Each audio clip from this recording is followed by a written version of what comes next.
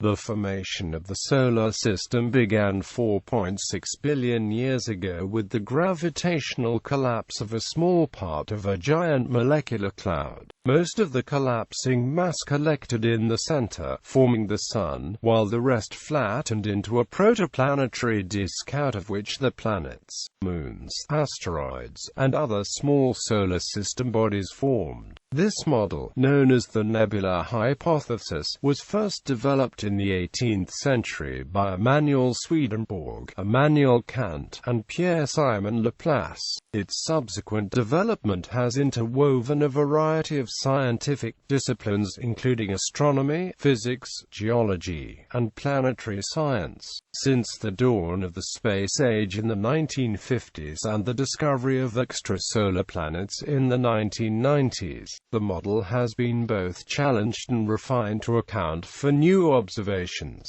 The Solar System has evolved considerably since its initial formation. Many moons have formed from circling disks of gas and dust around the parent planets, while other moons are thought to have formed independently and later been captured by the planets. Still others, such as Earth's moon, may be the result of giant collisions. Collisions between bodies have occurred continually up to the present day and have been central to the evolution of the Solar System. The positions of the planets often shifted due to gravitational interactions. This planetary migration is now thought to have been responsible for much of the Solar System's early evolution. In roughly 5 billion years, the Sun will cool and expand outward many times its current diameter, before casting off its outer layers as a planetary nebula and leaving behind a stellar remnant known as a white dwarf. In the far distant future, the gravity of passing stars will gradually reduce the Sun's retinue of planets. Some planets will be destroyed, others ejected into interstellar space. Ultimately, over the course of tens of billions of years, it is likely that the Sun will be left with none of the original bodies in orbit around it. History. Ideas concerning the origin and fate of the world date from the earliest known writings. However, for almost all of that time, there was no attempt to link such theories to the existence of a solar system, simply because it was not generally thought that the solar system, in the sense we now understand it, existed. The first step toward a theory of solar system formation and evolution was the general acceptance of heliocentrism, which placed the Sun at the center of the system and the Earth in orbit around it. This conception had gestated for millennia, but was not widely accepted until the end of the 17th century. The first recorded use of the term solar system dates from 1704. The current standard theory for solar system formation, the nebular hypothesis, has fallen into and out of favor since its formulation by Emanuel Swedenborg, Immanuel Kant, and Pierre-Simon Laplace in the 18th century. The most significant criticism of the hypothesis was its apparent inability to explain the Sun's relative lack of angular momentum when compared to the planets. However, since the early 1980s, studies of young stars have shown them to be surrounded by cool disks of dust and gas, exactly as the nebular hypothesis predicts, which has led to its re-acceptance. Understanding of how the Sun will continue to evolve required an understanding of the source of its power. Arthur Stanley Eddington's confirmation of Albert Einstein's theory of relativity led to his realization that the Sun's energy comes from nuclear fusion reactions in its core, fusing hydrogen into helium. In 1935, Eddington went further and suggested that other elements also might form within stars. Fred Hoyle elaborated on this premise by arguing that evolved stars called red giants created many elements heavier than hydrogen and helium in the cores. When a red giant finally casts off its outer layers, these elements would then be recycled to form other star systems. Formation. Pre-solar nebula. The nebula hypothesis maintains that the solar system formed from the gravitational collapse of a fragment of a giant molecular cloud. The cloud itself had size of about 20 parsec, while the fragments were roughly 1 parsec across. The further collapse of the fragments led to the formation of dense cores 0.01 to 0.1% in size. One of these collapsing fragments would form what became the solar system. The composition of this region, with a mass just over that of the Sun, was about the same as that of the Sun today, with hydrogen, along with helium and trace amounts of lithium produced by Big Bang nucleosynthesis, forming about 98% of its mass. The remaining 2% of the mass consisted of heavier elements that were created by nucleosynthesis in earlier generations of stars. Late in the life of these stars, they ejected heavier elements into the interstellar medium. The oldest inclusions found in meteorites, thought to trace the first solid material to form in the pre-solar nebula, are 4,568.2 million years old, which is one definition of the age of the solar system. Studies of ancient meteorites reveal traces of stable daughter nuclei of short-lived isotopes, such as iron-60, that only form in exploding, short-lived stars. This indicates that one or more supernovae occurred near the Sun while it was forming. A shock wave from a supernova may have triggered the formation of the Sun by creating regions of overdensity within the cloud, causing these regions to collapse. Because only massive, short-lived stars produce supernovae, the Sun must have formed in a large star-forming region that produced massive stars, possibly similar to the Orion Nebula. Studies of the structure of the Kuiper belt and of anomalous materials within it suggest that the Sun formed within a cluster of between 1,000 and 10,000 stars with a diameter of between 6.5 and 19.5 light-years and a collective mass of 3,000 m. This cluster began to break apart between 135 million and 535 million years after formation. Several simulations of our young Sun interacting with close-passing stars over the first 100 million years of its life produce anomalous orbits, observed in the outer solar system, such as detached objects. Because of the conservation of angular momentum, the nebula spun faster as it collapsed. As the material within the nebula condensed, the atoms within it began to collide with increasing frequency, converting the kinetic energy into heat.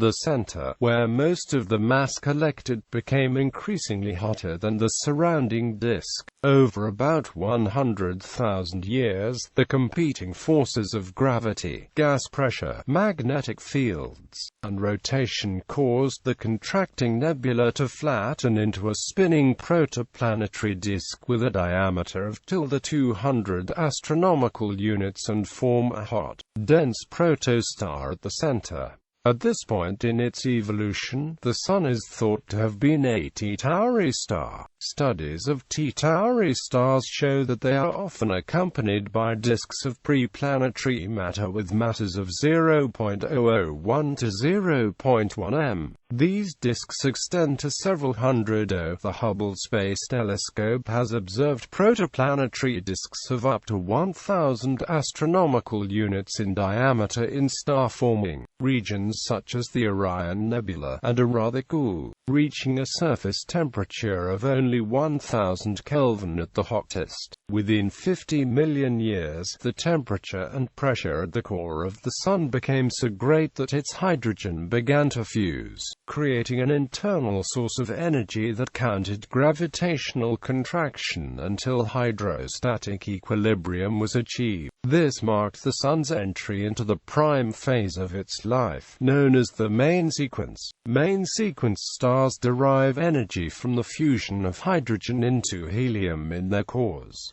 The Sun remains a main sequence star today. Formation of the planets. The various planets are thought to have formed from the solar nebula, the disk-shaped cloud of gas and dust left over from the Sun's formation. The currently accepted method by which the planets formed is accretion, in which the planets began as dust grains in orbit around the central protostar. Through direct contact, these grains formed into clumps up to 200 meters in diameter, which in turn collided to form larger bodies of till 10 kilometers in size. These gradually increased through further collisions, growing at the rate of centimeters per year over the course of the next few million years. The inner solar system, the region of the solar system inside 4 astronomical units, was too warm for volatile molecules like water and methane to condense, so the planetesimals that formed could only form from compounds with high melting points, such as metals and rocky silicates. These rocky bodies would become the terrestrial planets. These compounds are quite rare in the universe, comprising only 0.6% of the mass of the nebula, so the terrestrial planets could not grow very large. The terrestrial embryos grew to about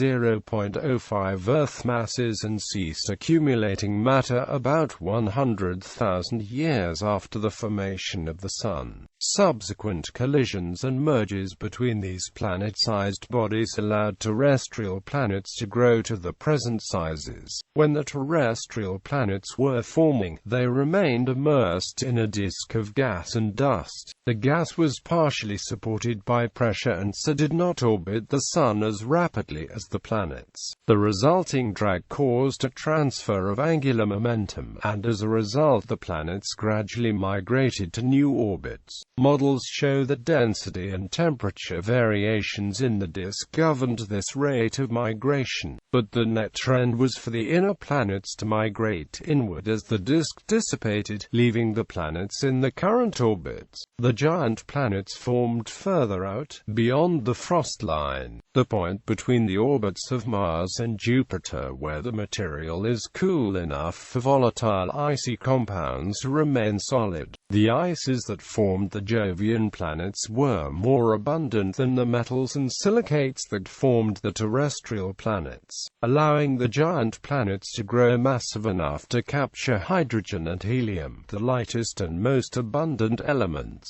Planetesimals beyond the frost line accumulated up to 4M within about 3 million years. Today, the 4 giant planets comprise just under 99% of all the mass orbiting the Sun. Theorists believe it is no accident that Jupiter lies just beyond the frost line, because the frost line accumulated large amounts of water via evaporation from infalling icy material. It created a region of lower pressure that increased the speed of orbiting dust particles and halted their motion toward the Sun. In effect, the frost line acted as a barrier that caused material to accumulate rapidly at 5 astronomical units from the Sun. This excess material coalesced into a large embryo on the order of 10 m, which began to accumulate and envelope via accretion of gas from the surrounding disk at an ever-increasing rate. Once the envelope mass became about equal to the solid core mass,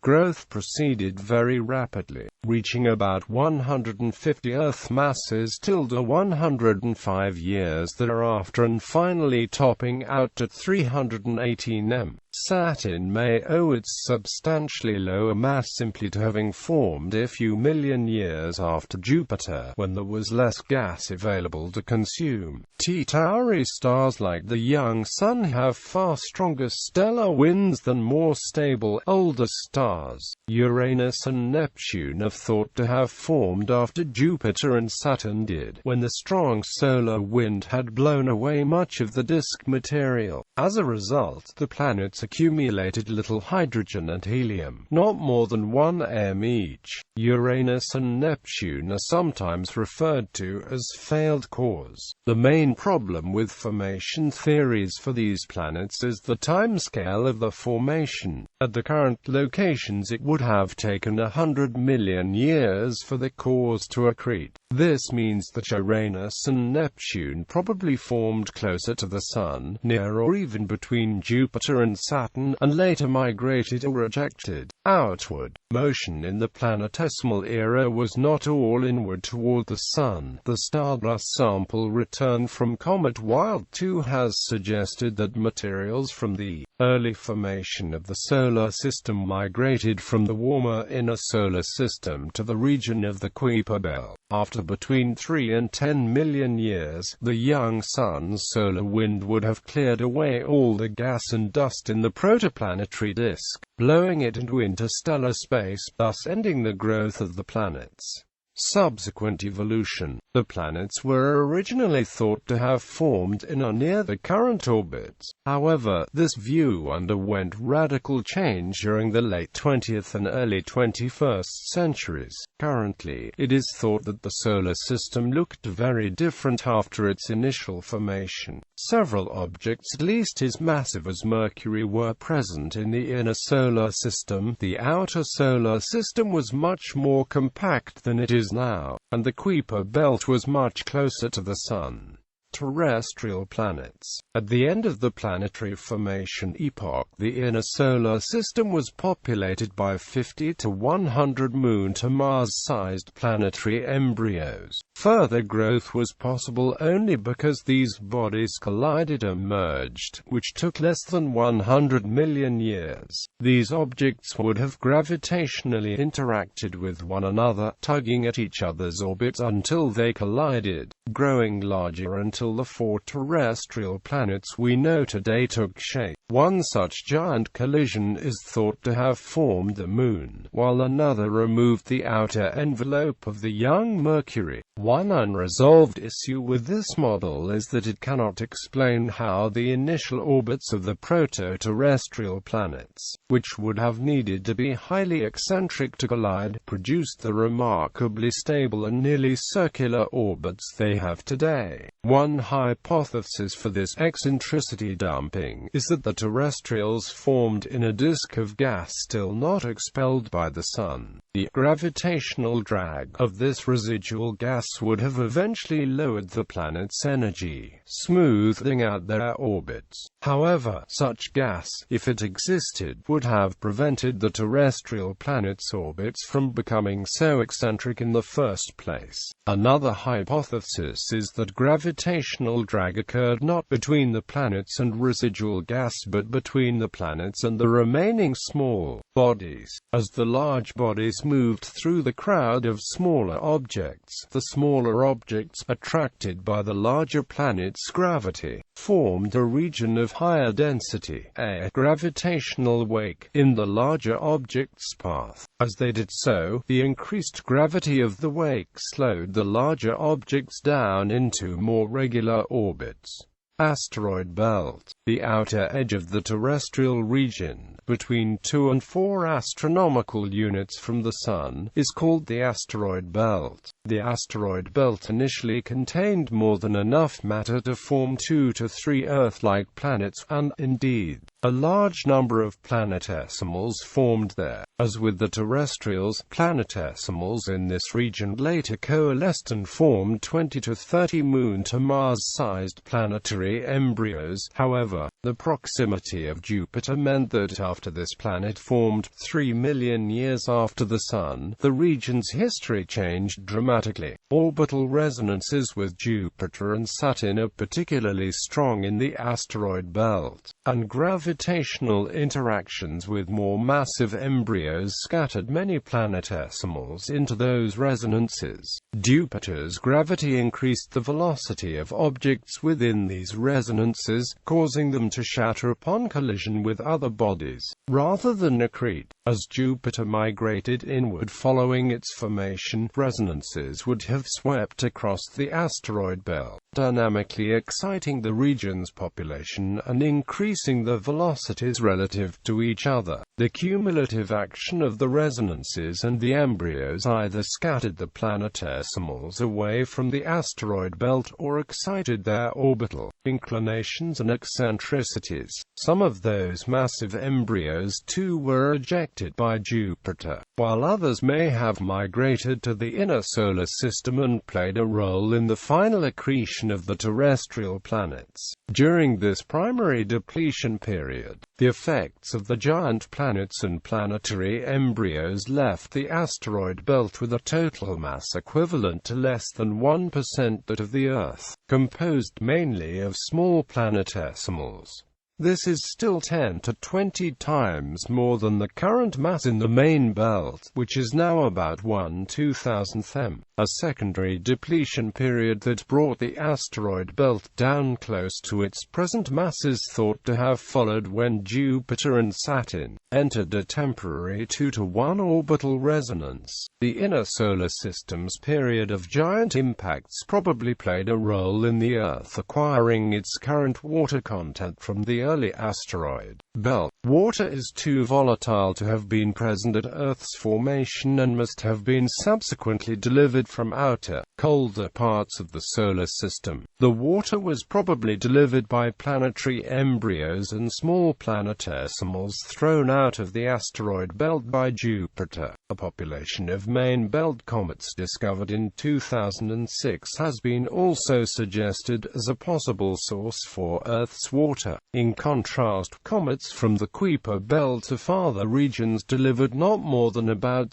6% of Earth's water. The panspermia hypothesis holds that life itself may have been deposited on Earth in this way, although this idea is not widely accepted. Planetary migration. According to the nebular hypothesis, the outer two planets are in the wrong place. Uranus and Neptune exist in a region where the reduced density of the solar nebula and longer orbital times render the formation highly implausible. The two are instead thought to have formed in orbits near Jupiter and Saturn, where more material was available, and to have migrated outward to the current positions over hundreds of millions of years. The migration of the outer planets is also necessary to account for the existence and properties of the solar system's outermost regions. Beyond Neptune, the solar system continues into the Kuiper belt, the scattered disk, and the Oort cloud. Three sparse populations of small icy bodies thought to be the points of origin for most observed comets. At the distance from the Sun, accretion was too slow to allow planets to form before the solar nebula dispersed, and thus the initial disk lacked enough mass density to consolidate into a planet. The Kuiper belt lies between 30 and 55 astronomical units from the Sun, while the farther scattered disk extends to over 100 astronomical units, and the distant Oort cloud begins at about 50,000 astronomical units. Originally, however, the Kuiper belt was much denser and closer to the Sun, with an outer edge at approximately 30 astronomical units. Its inner edge would have been just beyond the orbits of Uranus and Neptune, which were in turn far closer to the Sun when they formed, and in opposite locations, with Uranus farther from the Sun than Neptune. According to the so-called nice model, after the formation of the solar system, the orbits of all the giant planets continued to change slowly, influenced by their interaction with the large number of remaining planetesimals.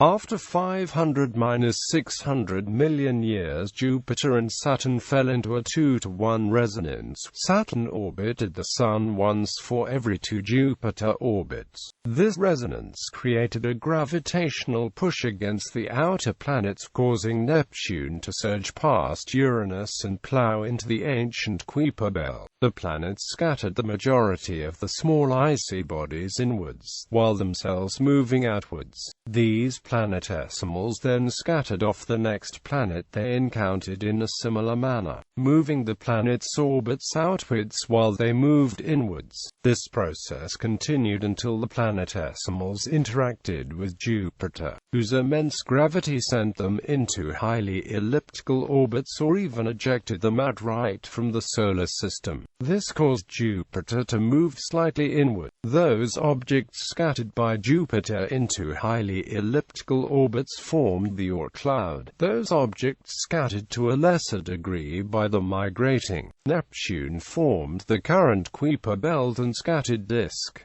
This scenario explains the Kuiper belts and scattered disks' present low mass. Some of the scattered objects, including Pluto, became gravitationally tied to Neptune's orbit, forcing them into mean motion resonances. Eventually, friction within the planetesimal disk made the orbits of Uranus and Neptune circular again. In contrast to the outer planets, the inner planets are not thought to have migrated significantly over the age of the solar system, because their orbits have remained stable following the period of giant impacts.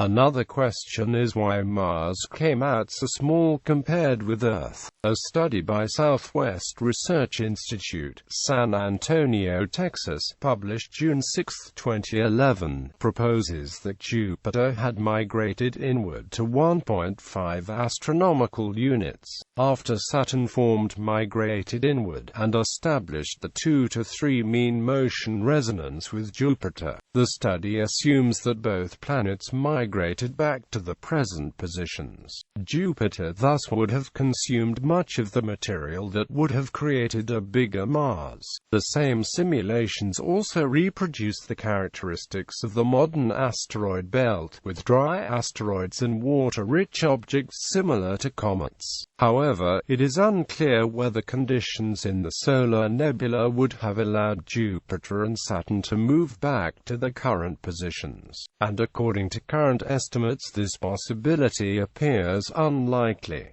Moreover, alternative explanations for the small mass of Mars exist. Late heavy bombardment and after gravitational disruption from the outer planets, migration would have sent large numbers of asteroids into the inner solar system, severely depleting the original belt until it reached today's extremely low mass. This event may have triggered the late heavy bombardment that occurred approximately 4 billion years ago, 500–600 million years after the formation of the solar system. This period of heavy bombardment lasted several hundred million years and is evident in the cratering still visible on geologically dead bodies of the inner solar system such as the Moon and Mercury. The oldest known evidence for life on Earth dates to 3.8 billion years ago, almost immediately after the end of the late heavy bombardment. Impacts are thought to be a regular part of the evolution of the solar system. That they continue to happen is evidenced by the collision of comet Shoemaker-Levy 9 with Jupiter in 1994, the 2009 Jupiter impact event, the Tunguska event, the Chelyabinsk meteor and the impact feature meteor crater in Arizona. The process of accretion, therefore, is not complete, and may still pose a threat to life on Earth. Over the course of the solar system's evolution, comets were ejected out of the inner solar system by the gravity of the giant planets, and sent thousands of outward to form the Oort cloud, a spherical outer swarm of cometary nuclei at the farthest extent of the Sun's gravitational pull. Eventually, after about 800 million years, the gravitational disruption caused by galactic tides, passing stars and giant molecular clouds began to deplete the cloud, sending comets into the inner solar system. The evolution of the outer solar system also appears to have been influenced by space weathering from the solar wind, micrometeorites, and the neutral components of the interstellar medium. The evolution of the asteroid belt after late heavy bombardment was mainly governed by collisions. Objects with large mass have enough gravity to retain retain any material ejected by a violent collision. In the asteroid belt, this usually is not the case. As a result, many larger objects have been broken apart, and sometimes newer objects have been forged from the remnants in less violent collisions. Moons around some asteroids currently can only be explained as consolidations of material flung away from the parent object, without enough energy to entirely escape its gravity.